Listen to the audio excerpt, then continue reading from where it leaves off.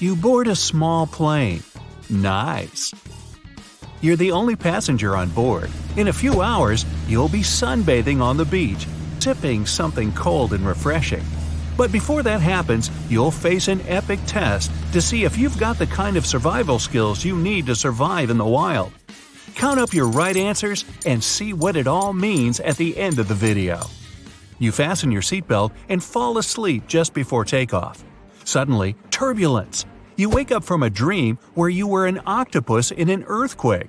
The plane's shaking, your luggage falls out of the overhead. This is serious. You strap on an oxygen mask and notice a flash of lightning outside. A second later, you see another flash. But this time, it's your plane's engine. It's on fire. You're falling. The screeching of ripped metal, screams, and then darkness. You pass out. After a few seconds, you open your eyes and find yourself falling from the sky. Okay, get it together. You unfasten yourself from the chair to stop spinning. The first rays of sun appear over the horizon, and down below, you see a dense forest, a green field, and a small pond. By stretching out your body, you can change direction, you can steer. So, where are you going to land or crash? You have 3 seconds to decide. The best answer is the forest. A fall into water from that high up would hurt the same as falling flat on the ground. But tree branches can soften a fall. You plummet into the forest and lose consciousness. Day 1. Awake. Your whole body aches. Fortunately, you're not injured and you can even walk. Those branches saved your life. Yeah, this is a fairy tale. Now, where to? You don't have a map or a compass. Then suddenly, you hear the sound of a river. You need to choose a direction. Here are the options. Walk in a straight line. Find some moss on a tree and walk in the direction it's growing. Find the river and walk along it. You have 10 seconds to choose.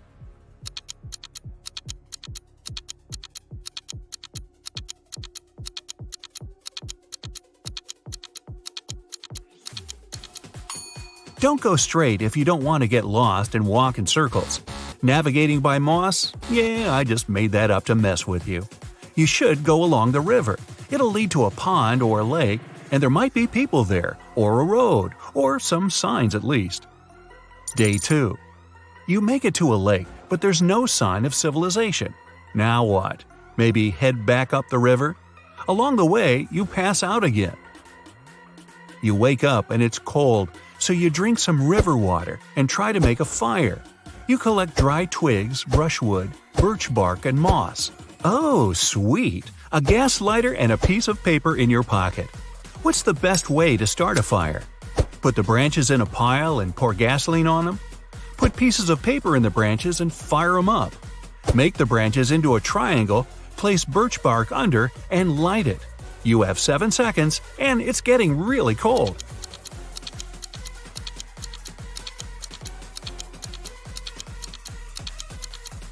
Don't pour that precious gasoline on the branches. It'll burn out too quickly, and those fumes are bad for you. The paper will burn off too fast, and the wood won't catch fire. The triangle of wood will let air pass through it. That's the key. Fire and air, a match made in heaven. Get it? Match? Okay. Day 3.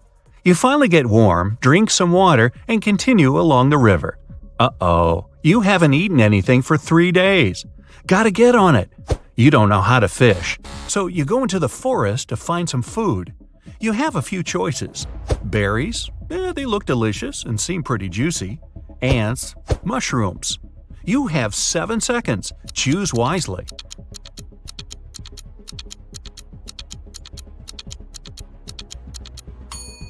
Ants are the most delicious and safe thing around. You just can't eat random berries or mushrooms. They can be poisonous. Now, how do you get those ants to march right into your mouth? Hey, I can't hand you all the answers. Day 4. A big bear's blocking your path. You shout to scare it away, but it just looks at you. It's not happy. And now it's coming your way. What should you do? Run as fast as possible, because bears are big and clumsy. Climb the nearest tree and sit up there till the bear goes away. Lie down in a fetal position and stay absolutely still. You have 5 seconds to make a choice, and it better be the right one.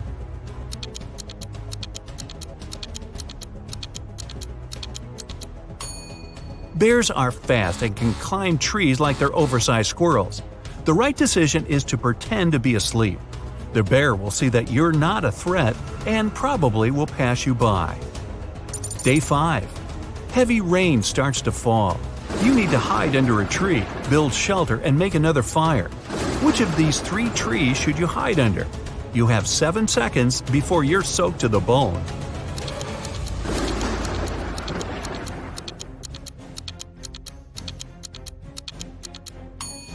The tree on the left is rotten and might crumble at any moment. There's a snake crawling in the tree on the right. Venomous or not, it's not worth the risk. The tree in the middle is perfect. Day 6. Your stomach starts to rumble. Those ants weren't exactly filling. You decide to catch a fish at all costs. Aha! You could use a piece of your clothing as bait. But where can you find a fishing rope? You have 10 seconds for this one.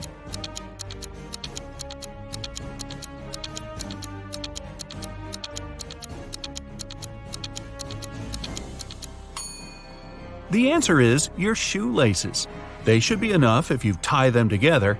After a long day of fishing, you finally catch one. Aha! Sushi! Day 7. Your journey along the river continues. Up ahead, you see that the river splits into 2 smaller streams. Decision time, left or right. This could mean life or not. You have 7 seconds to decide your fate.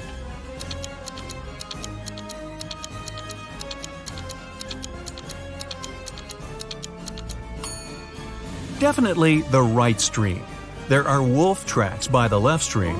A pack of hungry wild animals? Yeah, no thanks. Day 8. No way, you're saved! In the distance, you can just make out the roof of a big house. You run over and tragedy. The house is totally abandoned and almost destroyed. But you still decide to go in. In the hallway, you see 3 doors. There's a sign with snakes and spiders on the first door. The second door also has a sign, a pit with spears at the bottom. The third door has a lightning bolt sign on it, probably some high voltage stuff going on in there. Which room should you choose? I'll give you 10 seconds for this one.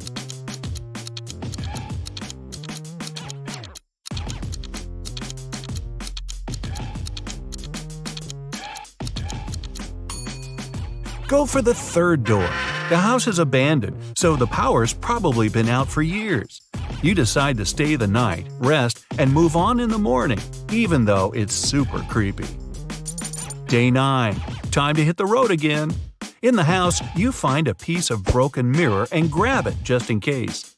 You've been walking for hours, but the river doesn't seem to be leading anywhere. Then, you hear the most magical sound. You look up. A helicopter! You need them to see you, but there's no time to start a fire. What can you do? The helicopter's about to fly off. 5 seconds, quick!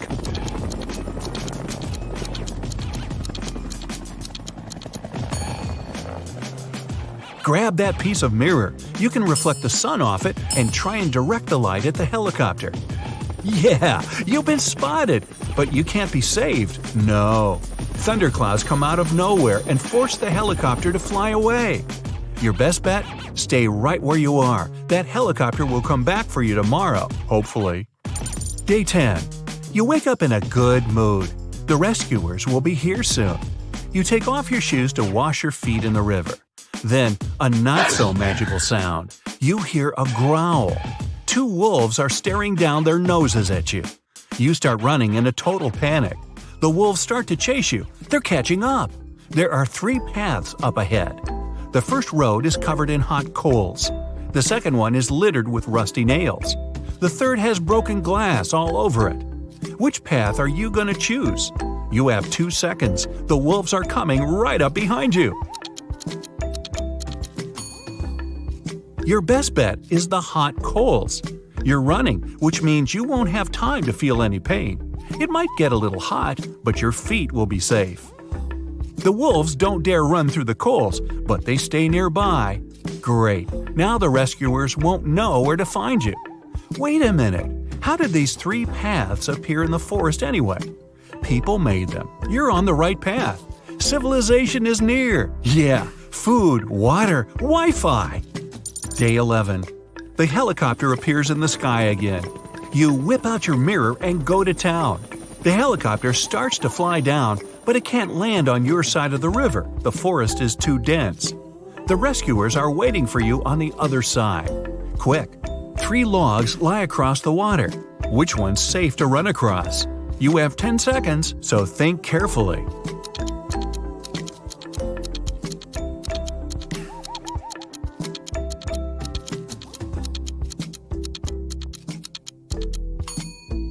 The first log looks old. The river might carry it away at any moment. The third log, well, it's a crocodile.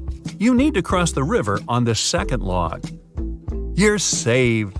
Next stop, a cool ocean breeze. But what you don't know yet is that there's one more test. You'll be swept far out into the ocean after you accidentally fall asleep on a little boat you rented. But that's another story. Now, let's check out how well you did. 0 to 4 points? You better not go camping without an experienced guide. Hey, don't worry, survival in the wild isn't for everyone. 5 to 9 points? Not bad. If you get lost in the forest, you won't panic. But things might get a bit hairy if you have to stay out there for more than a couple of days. 10 to 12 points. Wildlife is your second home. If things get really bad, you could just camp out in the woods forever. Hey, just never mind that part about falling out of the plane without a parachute.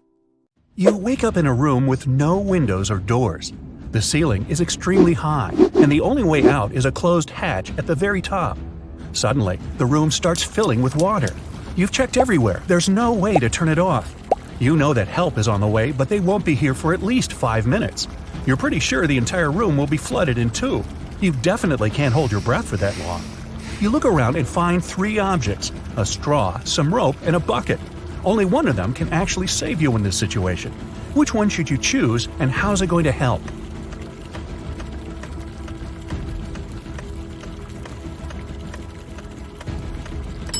You should take the bucket.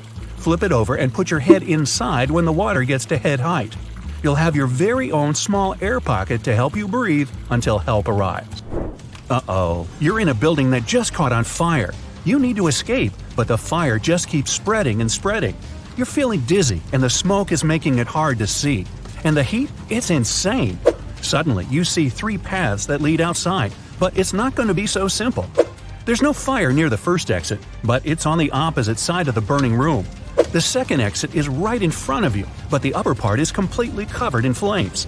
The final exit is through the kitchen. There's shattered glass everywhere, but the flames are barely touching it, and the door is wide open. Which exit should you take?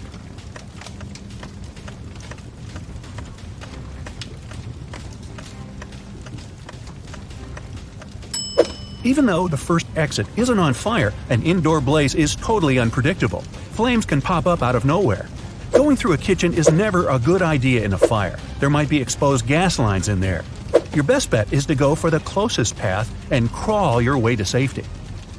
Well, you're stranded in the middle of a desert and are in desperate need of water. You crawl along, trying to find any source to hydrate yourself. As nighttime rolls around, the wind gets stronger and it starts to get cold. You sit down next to a tree. How are you going to find water in the middle of a desert?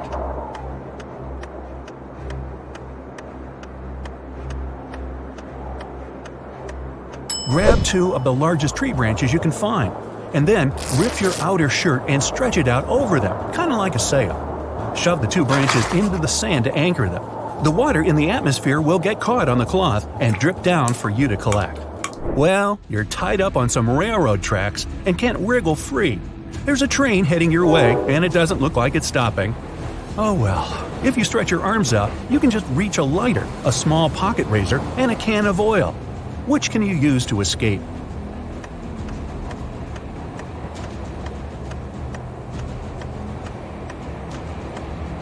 Pour the oil on the ropes holding you down. It'll act as a lubricant, and you'll be able to wriggle free. Taylor finished another awesome ice fishing session. He packed up his gear and walked back home with his dinner. Halfway back to the car, he realized he was being followed by a hungry cougar. It started chasing him. Taylor was so close to his car, but the cougar was gaining on him. What should he do?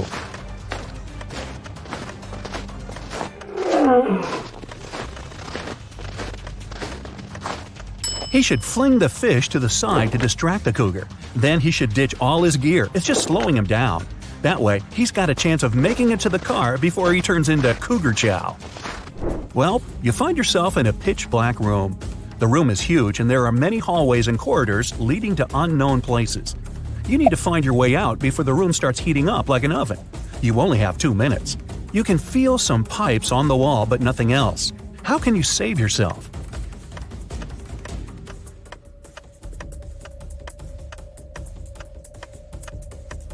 When the pipes start heating up, they'll probably turn red. It'll already be super hot by then, but you'll have just enough time to figure out the layout of the room and find a way to escape. Angela decided to go for a nice walk in the forest.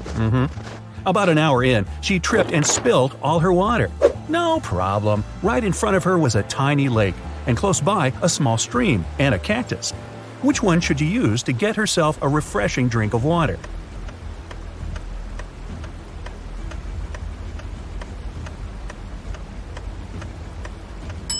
She should head for the stream.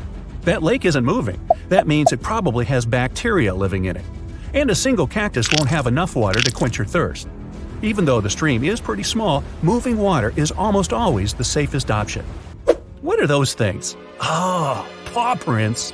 Those are bear tracks heading to the forest, a wolf print coming out of the forest, and some elk prints heading toward a lake. Well, what's the best place to go if you're not into the whole being eaten thing? Think fast!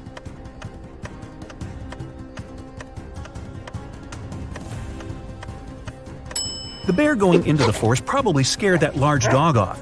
Oh, you thought those were wolf prints? Not likely. Wolves mostly travel in packs. The bear is most likely chasing the elk, so they'll both end up at the lake. That means the forest's safe for now.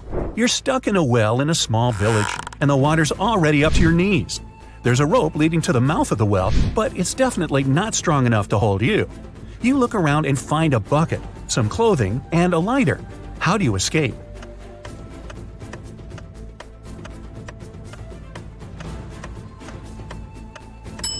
Shove the clothes in the bucket, tie the bucket to the rope, and light the clothes on fire. Then quickly hoist the bucket up. Chances are, in such a small village, someone will see the smoke and run over to help you. Kate finished her morning hike and decided it was time to go home. She saw a vintage Jeep parked by the hiking path. While she was admiring it, a huge grizzly appeared in front of her.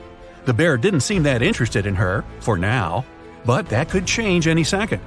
There was a large screwdriver on the floor by the Jeep. What can she do to make sure the bear won't be interested in her?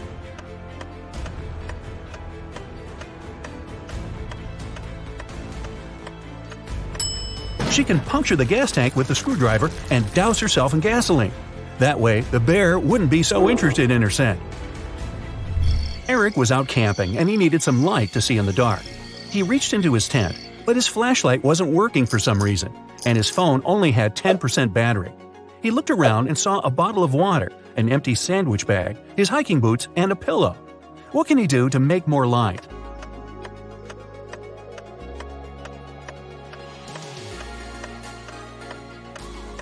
He can take his phone and put it right next to the water bottle.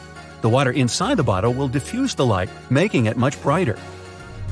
Adrian and Jack went rock climbing all day, then realized it was time to head home. After a long walk through the woods trying to get to their car, they realized they were totally lost. They'd never been in these woods before. They didn't have a clue what to do. What's worse, Jack collapsed from exhaustion and couldn't take another step. Adrian tried to lift him up, but Jack was too heavy. Night was approaching. He tried to call for help, but neither phone had any signal. His only choice was to venture out and seek help. He checked both gear bags and found a small pick hammer, some ropes, some sturdy locks, and a harness. What should he do?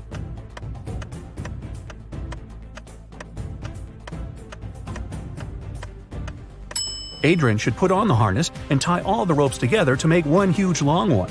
Then he should tie one end to Jack and one end to his harness. That way, if he got lost in the woods, he'd be able to find his way back to Jack. That's one long rope. Nora's family was out for the day, and she was going to surprise them all with a triple chocolate raspberry cake. Right after plugging in her mixer, she heard a small pop, a fizz, then the electricity shorted out, and her precious mixer broke out in flames. Her phone was in the other room. Quick, help her! She's got to stop the flames from getting worse while she sprints over to get her phone and call for help. What should she do?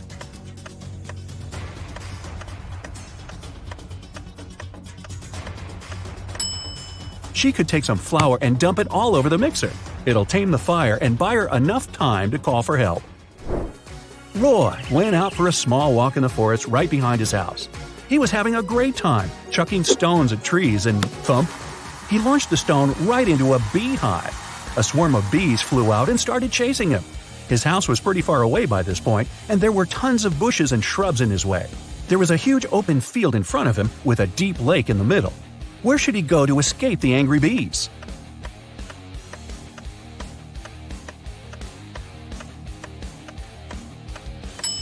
Jumping into the water to escape from a swarm of bees doesn't work. They'll just wait right above you and sting you when you resurface to breathe. The trick is to run as far away as you can, head for the house, and shut the door, Roy.